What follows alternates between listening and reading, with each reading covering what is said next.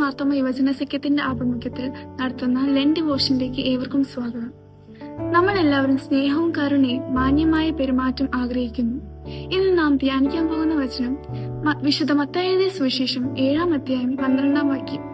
നിങ്ങൾക്ക് മനുഷ്യർ ചെയ്യുവാൻ നിങ്ങൾ ഇച്ഛിക്കുന്നത് പോലെ നിങ്ങളും അവർക്ക് ചെയ്യുവിൻ. നോമ്പുകാലം നമ്മെ ആത്മപരിശോധനയ്ക്കും മാനസാന്തരത്തിനും വിളിക്കുന്നു.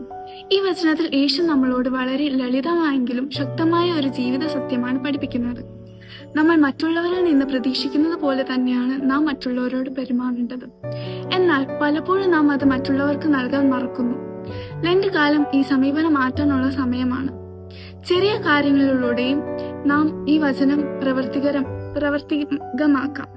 ഒരാളെ ക്ഷമിക്കുക, സഹായം ആവശ്യമുള്ളവരെ സഹായിക്കുക, ദുഃഖിക്കുന്നവരെ ആശ്വസിപ്പിക്കുക.